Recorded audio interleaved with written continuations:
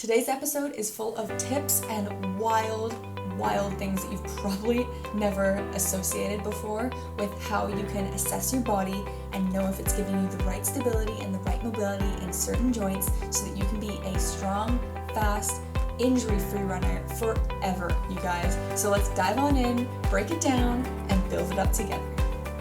Welcome everyone to Run Girl Radio. I'm Holly Dickinson, founder of Excel Strength and Conditioning, where we coach and empower female runners just like you across the world, making you faster, more knowledgeable, and set for a lifetime of injury-free running.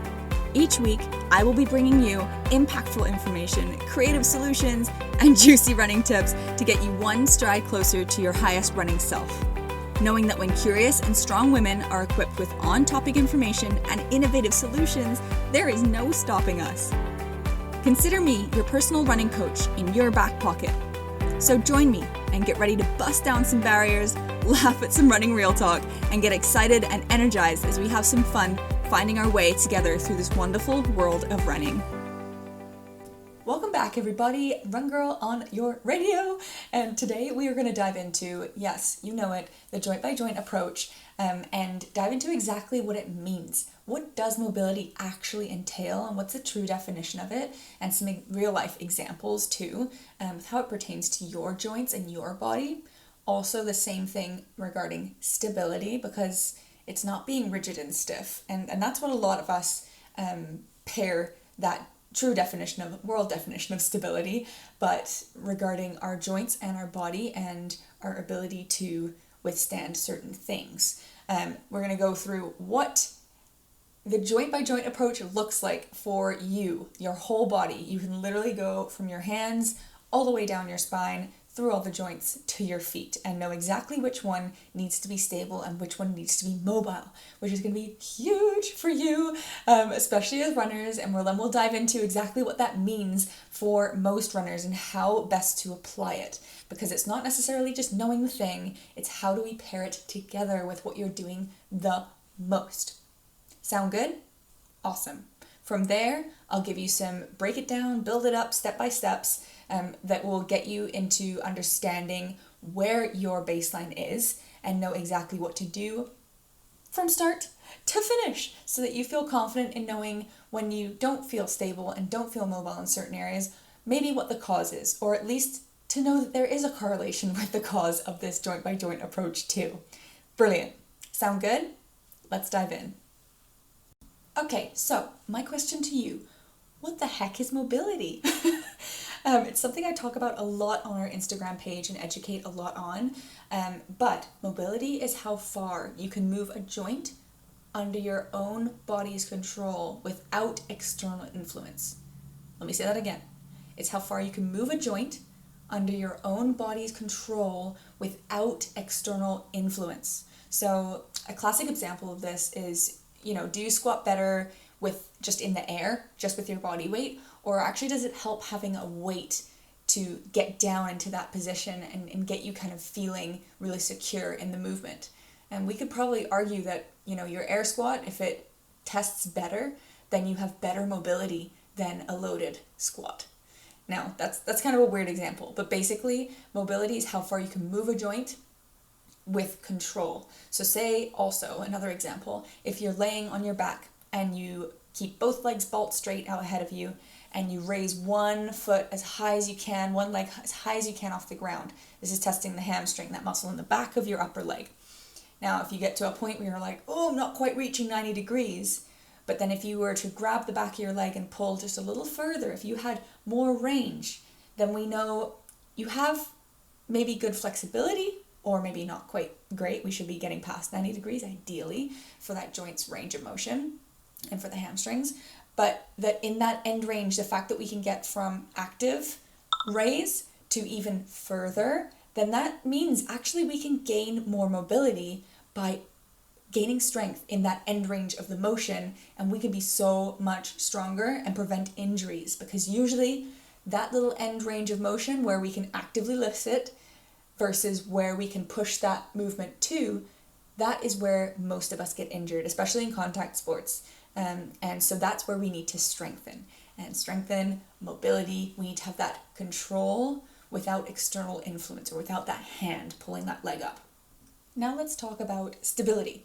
Stability is commonly thought of being, like I mentioned before, rigid and stiff, and that's not typically right in this case. Joint stability is defined as the ability to maintain or control joint movement and positions. Okay, so stability is the ability to maintain or control joint movement and positions. Okay, it's also called like motor control, or simply stated as how you control that movement that you want out of that joint and that area of the body. Instability occurs when the tissues, ligaments, and muscles that are surrounding that joint, if they're weak or not even involved, undertrained, torn, overstretched sometimes, or just stressed otherwise. So if you have an unstable joint, it can cause a healthy range of motion within that joint, an unhealthy pattern or tracking and use of that joint. So we end up overusing a joint in the wrong way than it was designed for our body to use it. And with time, with repetition, with us as runners, with overuse to that area, if we're always pounding the pavement or those trails, it can lead to joint fracturing, dislocations, or other crazy injuries to the joint itself, or joints further up or further down the chain, which we'll dive into in a bit.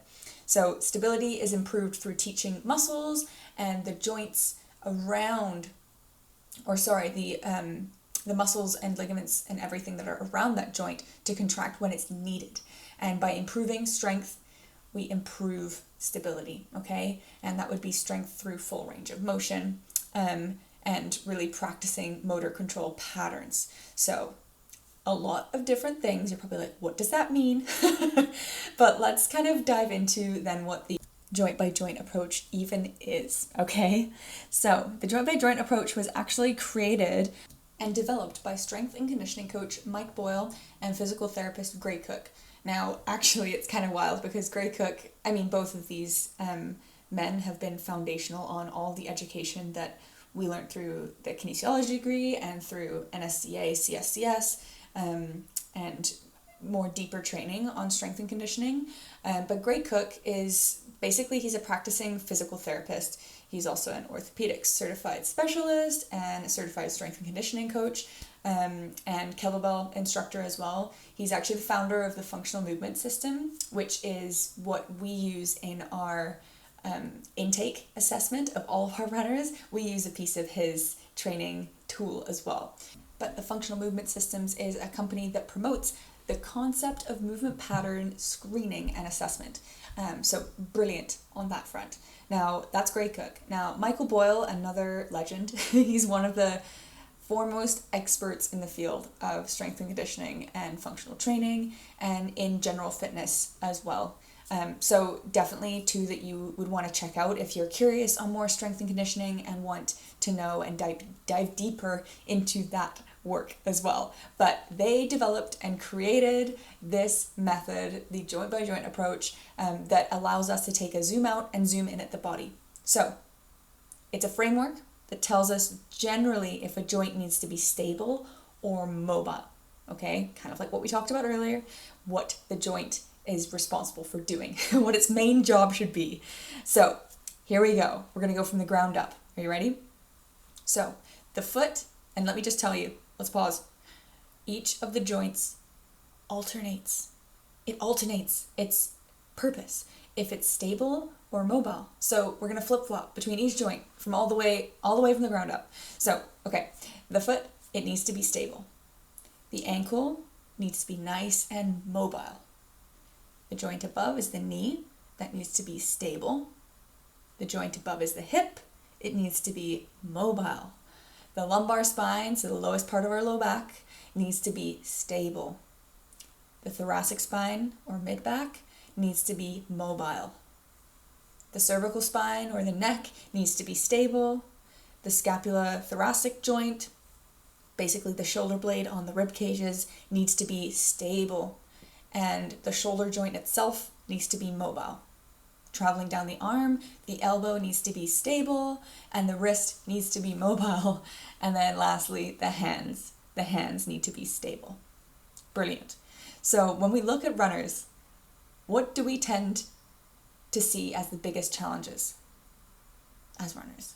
I'm talking like injury and physical challenge, not just running those long distances and those hard races, but the most common pattern of movement and dysfunction we see in runners and athletes in general is poor movement and the lack of stability and mobility and motor control that results in repetitive motion that we do. Resulting in that comes injury and joint pain and syndromes. And normally you see that in the foot, the lower leg, the knee, and the low back, okay? And that can be injuries, syndromes, challenges. There's a bunch that do crop up from runners, and especially as we start into running or if our volume changes a lot, those are things that we typically see. But from the sport itself and the nature of running, that's usually what we see. Now, this is wild, you guys. When we exercise and do workouts and that don't respect the joint-by-joint approach, we encounter some crazy things. Or much like if we don't even work out and don't challenge our body, we start to see wild things happen. If we are at a certain baseline that doesn't follow that joint-by-joint approach, if we have joints that are acting as highly mobile joints when really they should be stable joints, then we usually see some terrible things come up further up and further down the chain. Okay, so for example, if we're doing certain things and we are not following the joint-by-joint approach, or our body is not moving in that way, we start seeing maybe highly mobile low backs that really should be stable, or we get elbows that need to be stable but are being forced to be mobile due to a lack of mobility in the shoulder, and the shoulders are just more stiff in general. They don't have that mobility. We're asking more of that joint that's further down the chain. We get rotator cuff problems because our scapular thoracic joint isn't stable. Like if we're holding a plank and our shoulder blades aren't doing what they should to be stable, we start getting problems in the shoulder at the rotator cuff. They have to make up for it, right? It's the joint that is acting as more mobile that really should be stable. It's because of a lack of mobility, usually above or below that joint. So that joint in between, or that joint right next to it, is having to make up for it, just so that we can cheat through the move, so that we can still perform, so that we can still do that exercise or demand on our body. Our bodies are smart, you guys. They find the path of least resistance, and that means that even if something isn't strong, they're going to use a crazy amount of different muscles that maybe aren't good for us to get to that end position, or to do that task, or to do that job. And this is a great time that I love to remind people that we should, if we have certain things crop up, like pain or discomfort or something that's really tender after we've done a very regular run or workout, that we shouldn't be chasing and treating the area that's giving us that sensation or that symptom or that pain. We tend to, as humans, feel for that area that is feeling that challenge, and we try and fix that one area. But really, we need to figure out where it's stemming from, and if there's mobility and strength that can precede that stability. Okay? And so we're going to flow right into the next part. Okay, what comes first? What comes first? What do we need to challenge? What do we need to do first? So when we're talking about how the body is challenged, stability comes before mobility in the body. The nervous system senses and responds to a lapse in stability by compensating and recruiting accessory muscles to help create more stability. So let me say that again. When we are asking our bodies to do something different, right, to jump over a puddle or do something wild, the response that the nervous system has first when we do that crazy move is, hey, screw stability, we have to compensate, we have to recruit accessory muscles, and we have to create more stability in that area that would have had stability. So we always have that stability come before mobility in the body due to the nervous system and the response that it has. So we will always kind of overcompensate and have other muscles jump in. That's where we get more complicated roots and patterns happen that we have to unfold and then build from the ground up.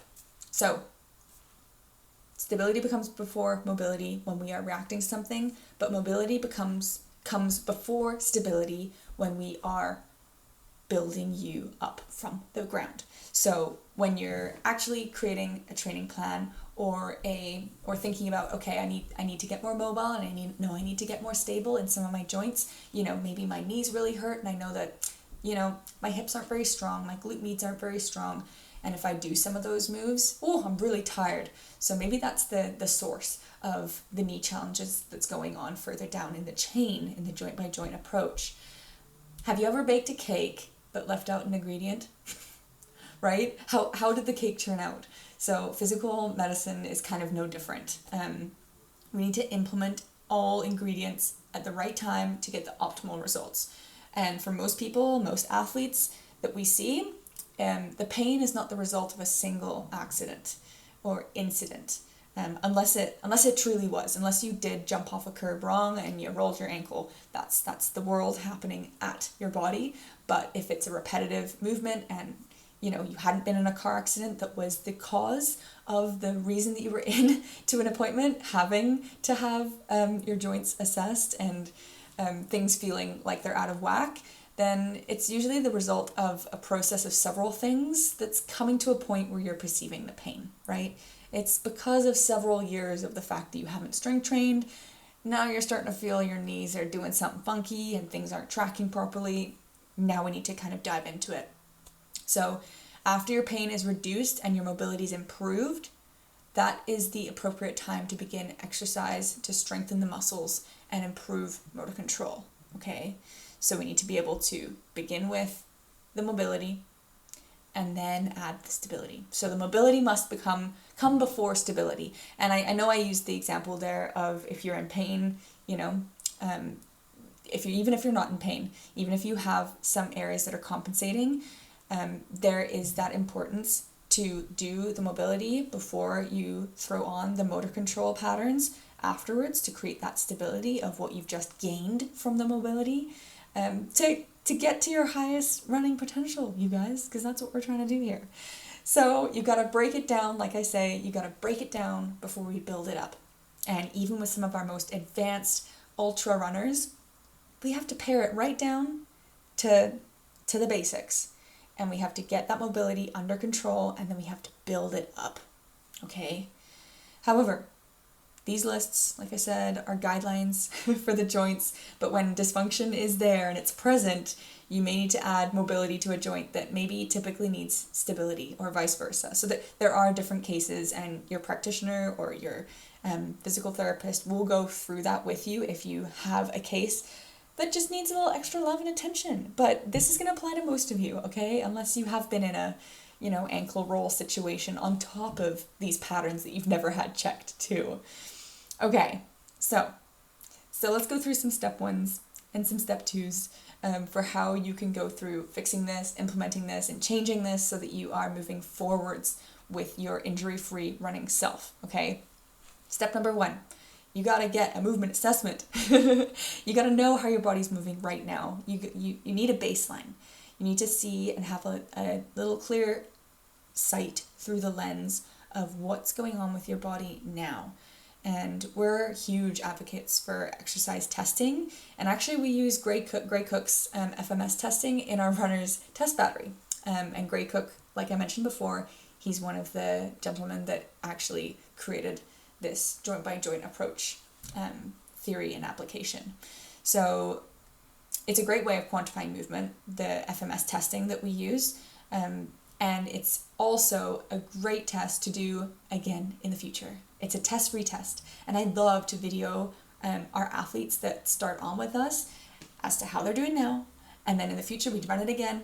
And yes, the numerical quantifying the movement is great to know their numbers and what their score is on the FMS, but to actually have the video footage side by side of that same movement months apart after we've done the mobility and then we've done the neuromuscular or the neuromuscular control and the motor control through stability, it's brilliant. So it's brilliant. And also through movement assessment, you will find out and you will get highlighted your imbalances. So yes, joint by joint you might be challenged, but actually left to right, our body might be completely different on our right side of our body versus our left. And it's great to get that clarity through movement assessment as to what you need to focus on first, okay? What's more important, and we shouldn't be doing maybe even repetitions of a drill on one side to the other because maybe we need more love on one side. So that's step one, get a movement assessment. You can find people that will do running analysis too. That's something we do on our first intake as well for our runners, to see how your body's moving, because again, running is a repetitive motion and we need to see how our body's taking it. But we also need to know that through basic strength movements, actually how your body's moving too. Brilliant. Step two, include mobility early in your program. So whether that's you haven't even started resistance training or strength training on the side of your running, start adding in mobility, okay? To those joints that we were talking about that need mobility as a high forefront of their importance, okay? So for mobility, just as a reminder, that would be the ankle, the hips, the T-spine, so that's the middle of our back, and our shoulder joint that needs to be mobile, and our wrists. But I mean, how much do we involve our wrists in running? It's not usually a huge problem that spurs up. But if you're a desk worker and, you know, use the mouse a lot in a weird position, maybe that's leading up the chain to the shoulder and all the way down. So you can never look too closely, right? You can never be too much of an analyst as to what our body is talking to us and how we're using it right now. Okay, so definitely include mobility early in your training program. Even if you haven't started strength training, get mobility in. There's so much online. We have a great online system right now where we are able to create mobility drills for our clients, video based, and they have them in all of their warm-up movements, prepping them for their strength training and on their days off. So, you know, movement in general on active rest days between your runs and between your hard strength training days is a great time to incorporate mobility. So start to do mobility and then layer on some stability or motor control patterns after you have gone through a nice solid base. We will actually be making a physical product this year that will help you with the mobility that you need to get so that you can have active rehab on your days off as a runner. And I am so pumped to share it with you once it's created later this year. It's going to be so fire and such a nice way to get off of our screens, because we can look up mobility drills and we can have, you know, like I was just saying, our digital content for our clients is all video based, but sometimes it's nice just to disconnect, and it's nice to just have a resource and a physical thing in our hands that we can use instead of a screen. So it's a nice creative way. I'm not going to give too much away because I'm so pumped to share it with you when we do drop what it is that we're making. So I hope that from this episode, you now know what is needed of each joint in your body, whether that's stability and mobility, and what those two things even mean, as well as where you can start, where you can get a movement assessment, how you can do it. Again, throw me a DM. If you want a movement assessment done, I do them. I do them to clients all over the world, and we do them here locally in Victoria too. And step two, I hope that you know exactly how to implement that into your training. Again, if not, we're here to help. We have online digital coaching that helps hundreds of clients. So I hope that you drop into my DMs, ask me more questions, tell me kind of what queries you have and how you are implementing this into your running battery of awesome resources and tools that will keep you injury-free for a whole lifetime of injury-free running.